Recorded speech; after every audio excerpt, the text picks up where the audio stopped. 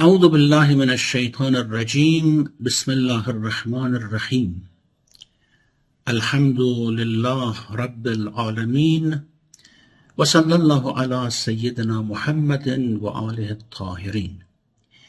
We were discussing verse number 49 of Surah An-Nisa.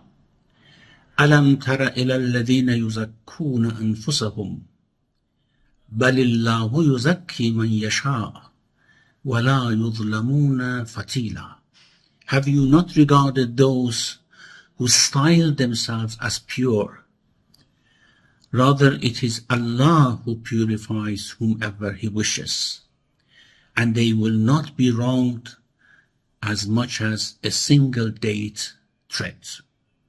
Now, we discussed about who these people were and why they were criticized for styling themselves as pure, yuzakkuna anfusahum.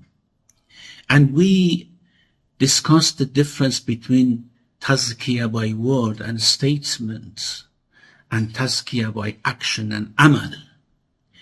To style oneself as pure by words is wrong, is not an act which is acceptable in the eyes of Allah and in the eyes of people as well. On the other hand, tazkiyah by action, try to purify oneself by pure and righteous deeds, then of course that is praised and Allah likes it. However, these people were purifying themselves by their words, saying that we are such and such, we are good people, we are Ahlul Kitab and things like that. And the answer was that no, Allah should praise whoever He wishes, not themselves. And at the end of the verse, وَلَا يُظْلَمُونَ فَتِيلًا, and they will not be wronged as much as a date thread. Fatil, what is fatil? They will not be wronged to the extent of one fatil. Fatil is from the verb fatala, which means to spin and twist something, like a thread, a string, or similar things. Now, fatil here in this context is interpreted as the flimsy skin covering the date stone, or the filament that is in the small hole of the date stone. Or it is interpreted as a small piece of filth that may come off when one rubs one's hand together. Now, all these meanings are very close to each other, but of course, the last meaning that I mentioned, the third meaning of fatil, is not quite suitable here. This skin of the date stone, the spot which is on the date stone, because it was very familiar for Arabs who used to consume lots of date, is used in this surah actually, and in other places, to signify insignificance. So we have fatil here, which, as I said, it is related to that very thin skin round the date stone. In verse number 124, it says, فَأُولَٰئِكَ يَدْخُلُونَ الْجَنَّةِ وَلَا يُظْلَمُونَ نَقِيرًا. They enter paradise and they will not be wronged as much as a naqir. Naqir is a small mole or indentation on the back of the palm kernel, the date stone. And one can imagine how small that may be. La yuzlamuna naqira means that they enter paradise, but not everyone will have the same status and same level. They will not be wronged regarding what they have done in terms of reward. The slightest thing that they have done, which makes them different from each other, will be taken into account. And in Surah Fatir, وَالَّذِينَ تَدْعُونَ مِن دُونِهِ لَا مَا يَمْلِكُونَ مِنْ قِطْمِيرٍ.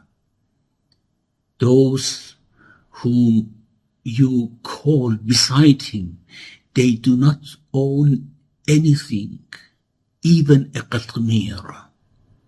Now, the commentators have put these three terms together and compared them. For example, it is reported from Al-Hasan al-Basri, al-fatir is what is inside, fi batn al-nawat, what is inside the date stone. وَالنَّقِيرُ مَا فِي ظَهْرِهَا, what is on that small spot on the back of the date stone. وَالْقِطْمِيرُ قِشْرُهَا, and qitmir is the filament, the covering of the data stone. They have actually given these meanings interchangeably to these terms. But the interesting thing is that Allah is using this metaphor or figure of speech to show that nothing, no wrong will be done to anyone. In the case of punishment, that Allah will not purify them here, لا يظلمون فتيلا, means that Allah will not purify them, and in that they are not wronged. It is based on justice, it is based on wisdom, and no person can ever claim that Allah has wronged them by not purifying them on the day of judgment, of course, for entering paradise. So it wants to say that not purifying them in terms of their inner soul, or in terms of praise and telling them or telling others that these are the ones who have purified themselves, they will not be wronged as much as a fatil. وَلَا يُظْلَمُونَ فَتِيلًا. This is in case of punishment. In case of reward as well, it says what? It says that أُولَٰئِكَ يَدْخُلُونَ الْجَنَّةَ وَلَا يُظْلَمُونَ نَقِيرًا. There, naqir is used there. There are very similar meanings. That's no action, regardless how insignificant they may be, is taken into account and will be given back to them in terms of reward or in terms of elevation in their degrees in paradise. Okay. The people who يُزَكُّونَ أَنفُسَهُم, they style themselves as pure. If someone does this by word, shows that there is impurity inside, at least the impurity of trying to show off, or the impurity of thinking that he is pure despite the shortcomings that they have in offering thanks to Allah, in worshipping Allah subhanahu wa ta'ala. This is exactly, this attitude of styling oneself as pure is exactly the opposite of what muttaqeen are described to be. In khutbah sermon number 193 of Nahj al-Balagha, which is called the Sermon of the Righteous, a description of muttaqeen is offered there by Imam Ali alayhi salam, and the context of the incident is that someone actually asked about the qualities of the Shia of his Shia, or Shia of Imam Ali alayhi salam, and then he probably have said that my Shia are muttaqeen, are the pious ones, are those who are God-weary. And then Hammam asked Imam Ali alayhi salam to describe for him the muttaqeen. And look, in this context, in this regard, what Imam Ali says about muttaqeen, لا يرضون من أعمالهم القليل ولا يستكثرون الكثير. They are not satisfied, they are not happy with their actions, which they regard to be very little. And they do not, even if they have lots of acts, lots of worship, devotion, they do not regard it as anything. In this regard, we have a hadith which is reported by Al-Qutb al-Rawandi, Qutbuddin al-Rawandi.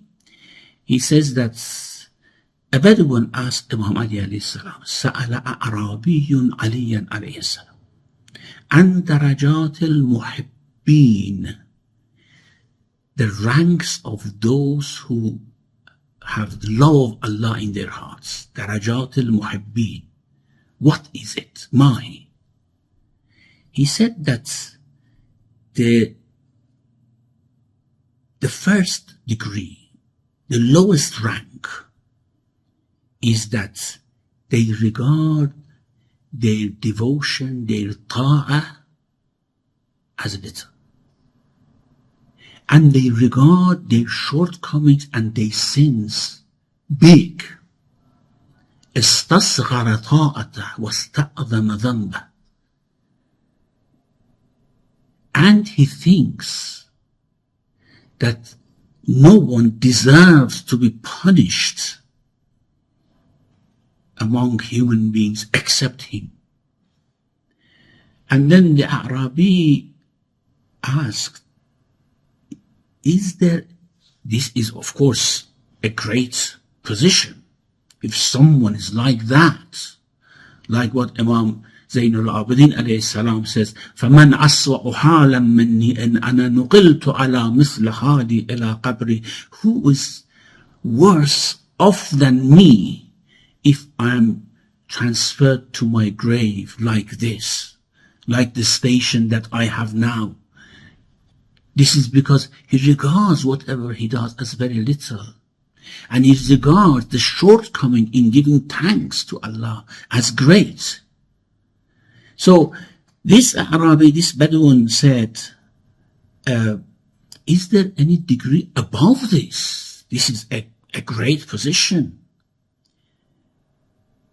And Imam alayhi salam said, Na'am sab'una daraja. Yes, there are 70 ranks above this for muhibbin. Not for mu'mineen, ordinary mu'mineen, for muhibbin, those who have love of Allah in their hearts. So لا يرضون من أعمالهم القليل ولا يستكثرون الكثير فهم لأنفسهم متهمون ومن أعمالهم مشفقون. They always accuse themselves and they are afraid of their actions, which are all devotions to Allah subhanahu wa ta'ala. إذا ذكي أحد منهم خاف مما يقال فيه. I just read the translation. When any one of them is praised, he says, he becomes frightened from what is said about him, from the praise offered to him.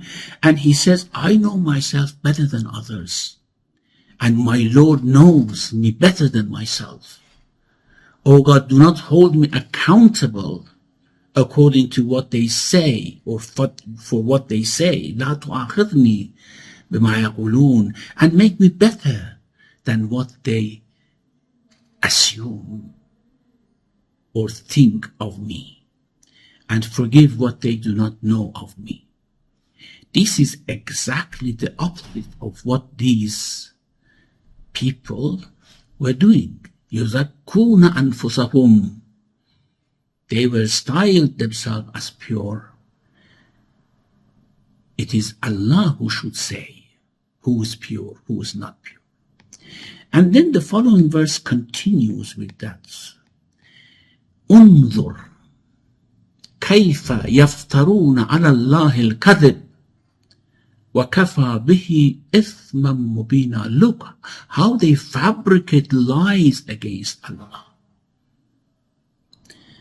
That suffices for a flagrant sin.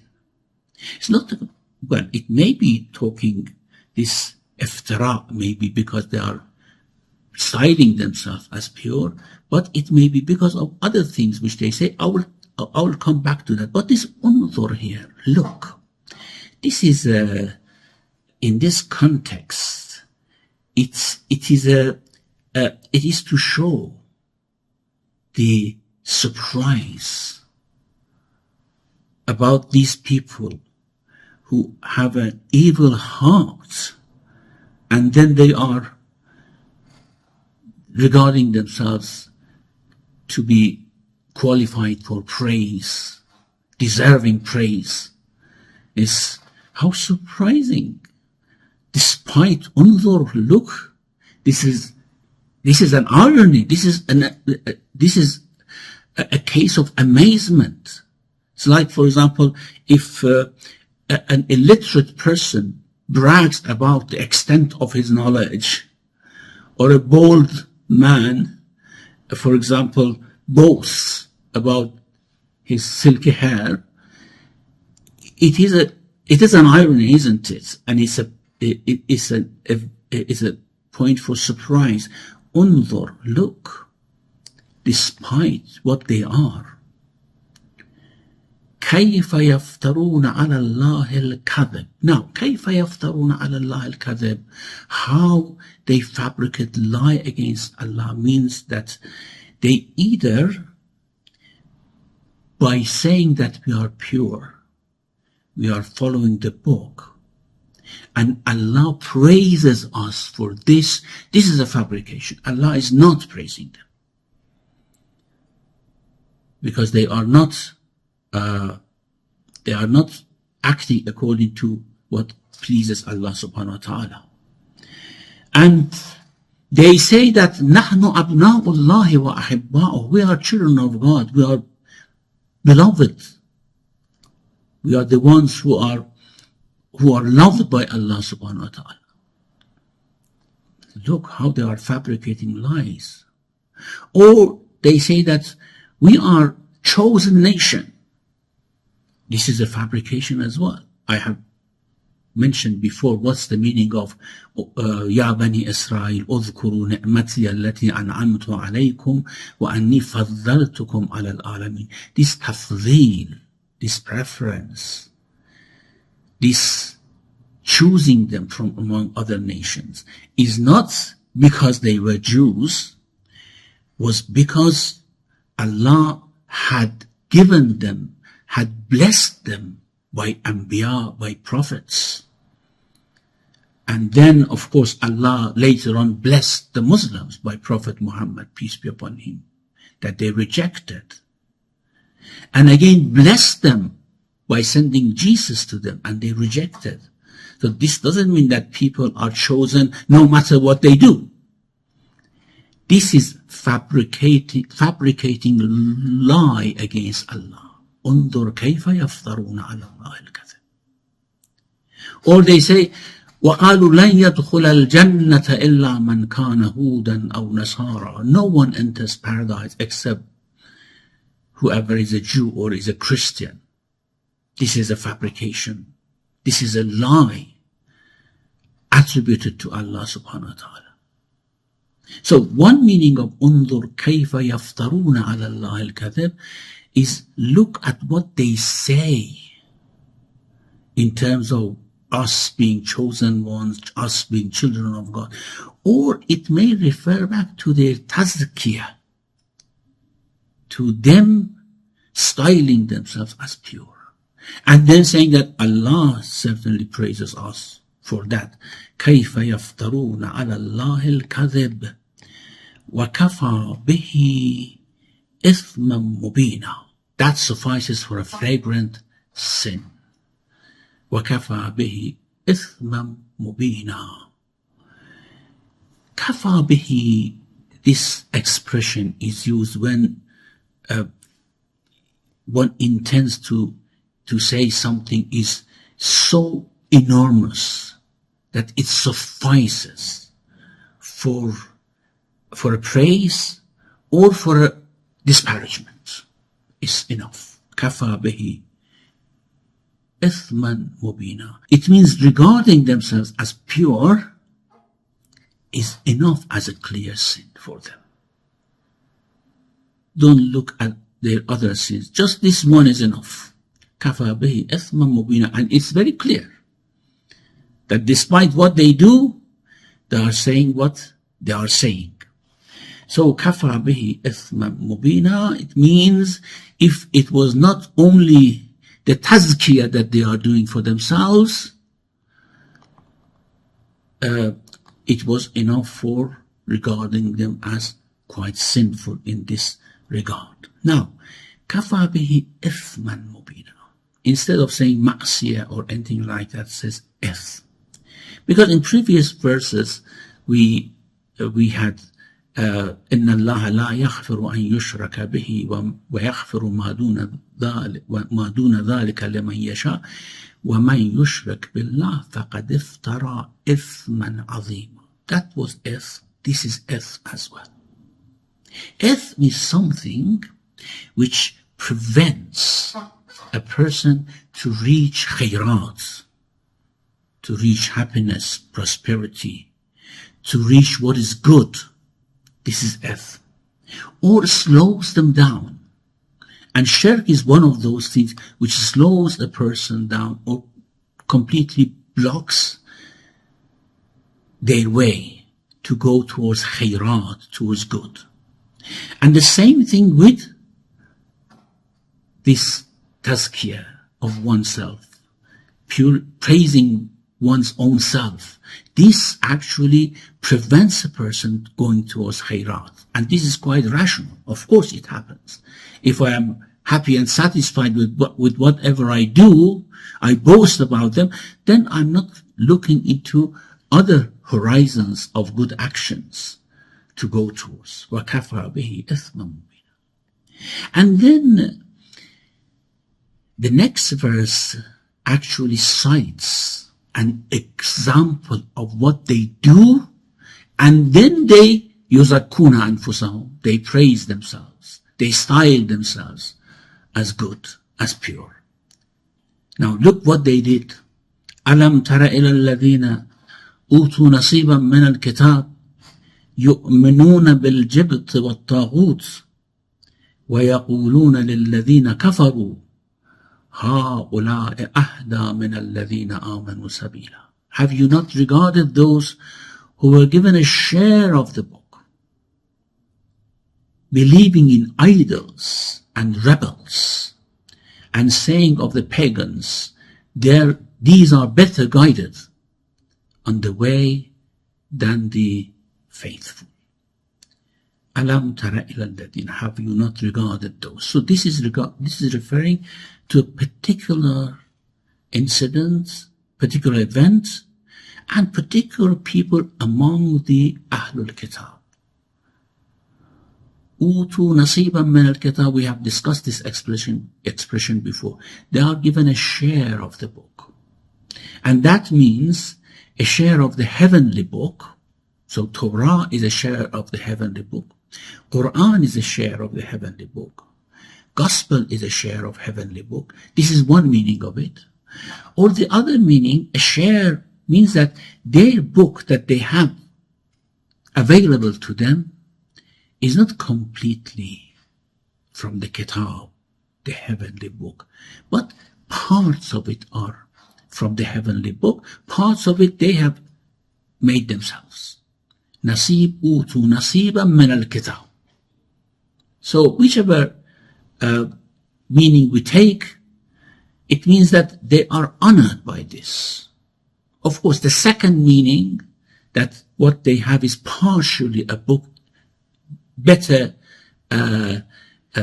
fits here in the context and in other contexts that it is used. Now, let's talk about the nuzul. What was the event or cause of revelation of this verse? Of course, the verse is citing an example of people who praise themselves, style themselves as pure, and are absolutely evil. This is an example of that. Now, in Majma' al-Bayan and almost in all tafasir and books of history, it is reported that a group of the Jews, including Ka'b ibn Ashraf and probably Huyay ibn Akhtab, these were the heads of Banu Nadir. The heads of Banu Nadir before they were expelled from Medina. In a group of 70 people from the Jews, among the Jews, they went to Mecca after Uhud. بعد وقعة أحد, after Uhud, after the Ghazwa to Uhud, they went to Mecca. And they wanted to create an alliance with the Quraysh and attack the Muslims in Medina. Of course, how they wanted to do it, we don't know. This is different from the Battle of Ahzab that took place later on, because Banu Nadir were expelled from Medina before Battle of Ahzab. Before Battle of Ahzab and after Uhud, they went to Mecca and breaking the treaty that they had with the Prophet, because Banu Nadir and Banu Qurayza had a treaty with the Prophet, and Banu Qaynuqa who had broken that before. They breached that treaty. They went to Mecca to form alliance against the Prophet, peace be upon him.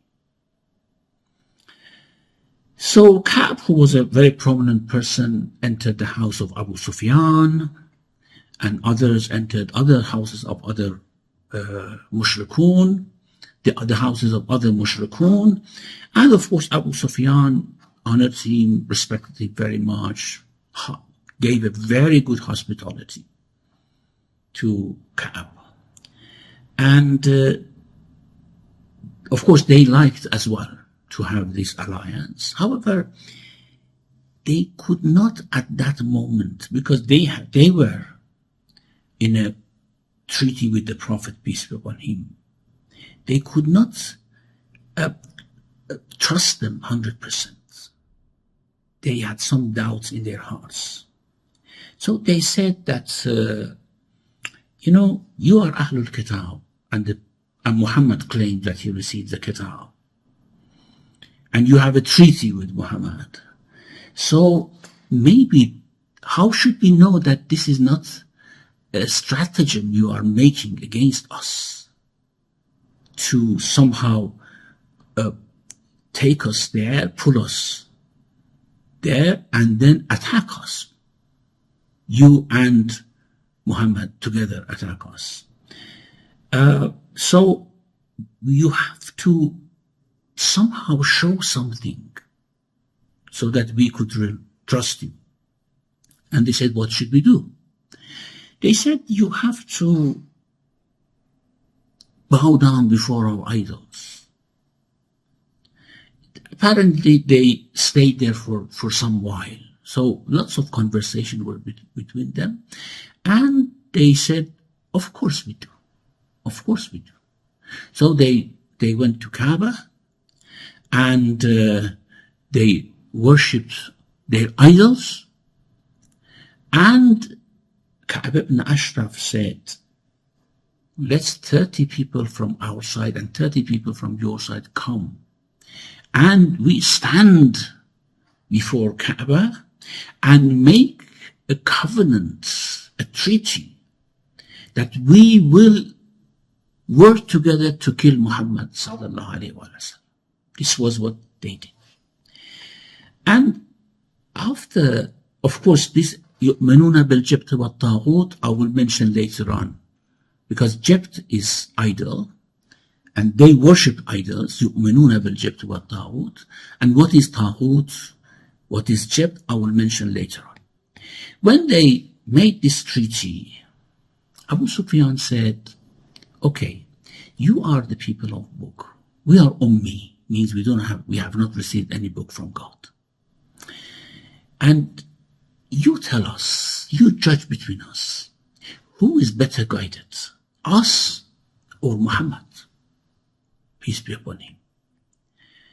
The Ka'b ibn Ashraf said that, what is your religion? Tell him.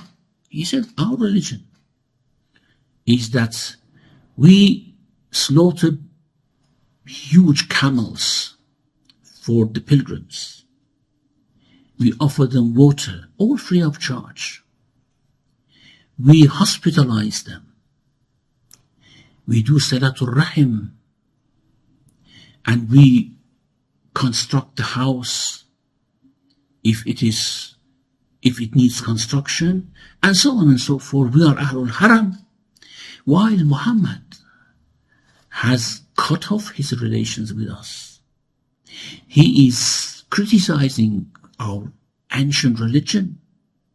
And he has brought a new religion, which is quite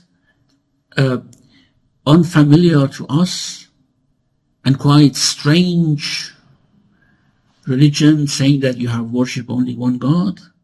So which one? And the irony is that the Jews were worshipping only one God as well. So which one is better guided?